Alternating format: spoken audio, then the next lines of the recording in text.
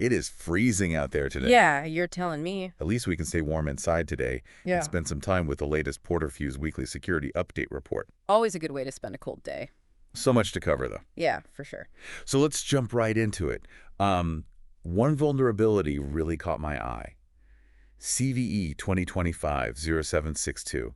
It's a use-after-free vulnerability. Oh, yeah, that one's nasty. In Chromium, no less. An attacker can basically access memory that's already been freed. Right. And then use that to, well, execute some malicious code. Yep. Pretty standard these days, unfortunately. Yeah. So this one is located in DevTools, the developer tools that come with all Chromium-based browsers. Right. So Edge, Chrome, Brave, they're all impacted. What was interesting to me was the specific component in DevTools that it affects. Yeah, it's in a pretty sensitive spot. An attacker could send like a specially crafted HTML page to a victim, right? And then if the victim uses DevTools to look at that page, like to inspect the elements or whatever, boom, the vulnerability is triggered. And at that point, the attacker can basically escape the whole web browser sandbox. Oh, no. And start executing arbitrary code on the victim's computer. That is not good. Luckily, this vulnerability has been patched, so hopefully everyone listening has already updated their browsers. Fingers crossed. Now, the PortalFuse Weekly Security Update Report also covers some Windows updates, of course. KB 5050092 is a preview update for Windows 11, specifically version 22H2 and 23H2. Lots to cover here, from improvements and fixes to known issues. What were some of the things that jumped out at you? Well, let's see. They've made some improvements to the taskbar previews. Okay. They look much smoother now. Yep. Which is nice. Also, the icon for Windows Studio effects has changed. Okay, yeah. So it will now only appear in the system tray when an app that uses those effects is running, and only on computers that have an NPU. Right, so that makes sense. Lots of good fixes in this release, too.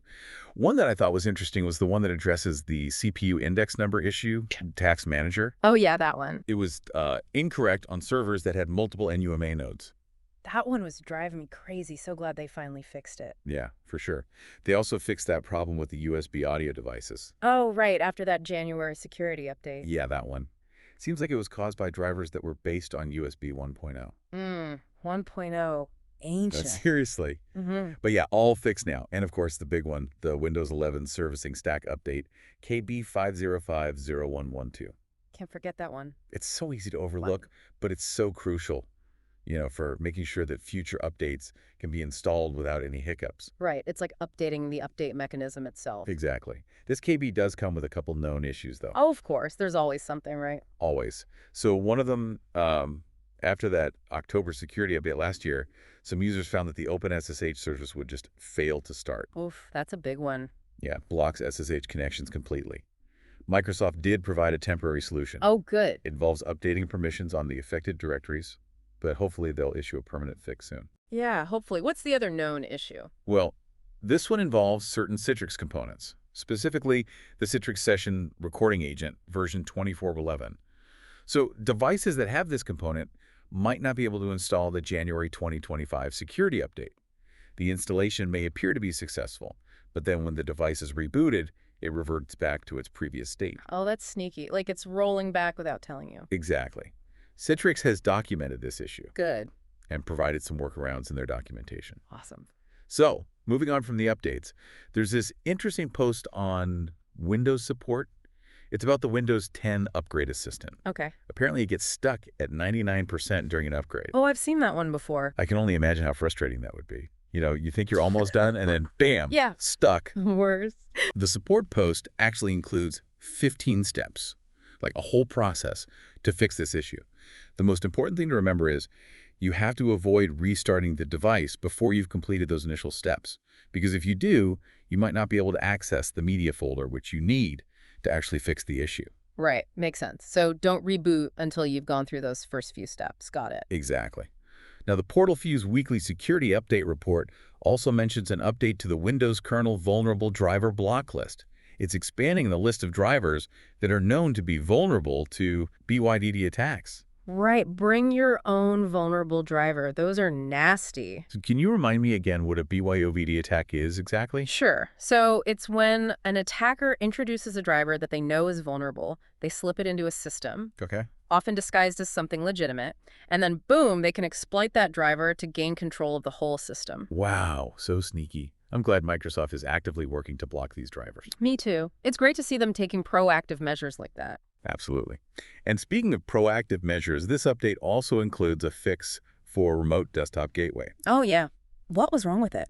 Well, some users were getting errors, or they couldn't even sign in when they were trying to connect to Windows 11 workstations that had device redirection enforced. Oh, that sounds like a real pain, especially these days when so many people are working remotely. Yeah, a lot of us rely on remote desktop. For sure. One last thing before we move on.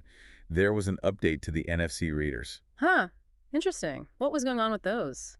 It seems like they were having trouble reading card UUIDs after multiple scans from a POS app. Oh, wow. That could cause some serious problems for businesses, anyone who depends on NFC for payments. Exactly. But good news, it's been fixed in this update. Glad to hear it. Wow, we've covered a lot of ground already, and there's still more to go. I know, right?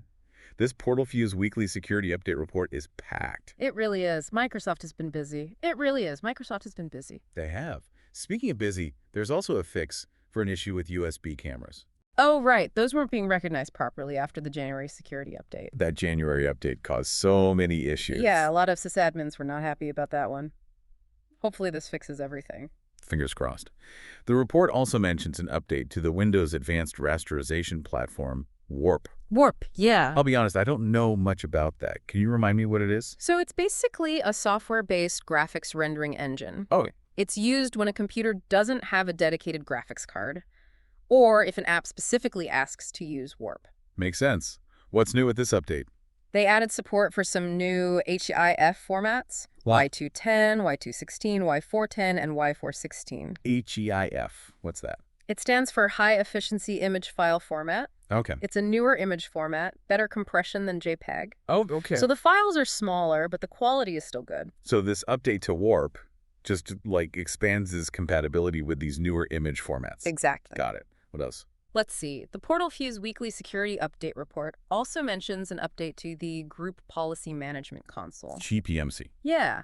There was a problem where policies that used a WMI filter would sometimes fail to apply, but that's fixed now. Yeah. There's also a fix for that memory leak issue with AppLocker. Oh, yeah. When you were using it in audit-only mode, Right. over time, it would just eat up more and more memory. Eventually, the whole system could become unstable. Not good. Yeah. So it's a pretty important fix. Looks like we've reached the end of this report. We have. Wow, we covered a lot today. We did. Vulnerabilities, preview updates, known issues, driver block lists, the whole 9 yards. It is a lot to keep up with, but I think we did a pretty good job unpacking it all. What are your final thoughts? I think the biggest takeaway for me is that IT security is constantly evolving. For sure. There will always be new vulnerabilities, new threats, new challenges, but we can stay ahead of the curve if we are vigilant and proactive. Couldn't agree more. For me, I think the biggest takeaway is the importance of staying informed. Absolutely.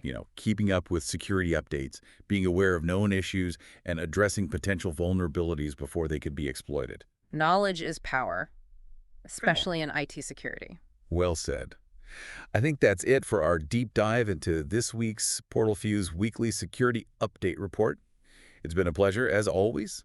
And for our listeners, stay safe out there and keep those systems secure. Absolutely. Knowledge is power, especially in IT security. Well said.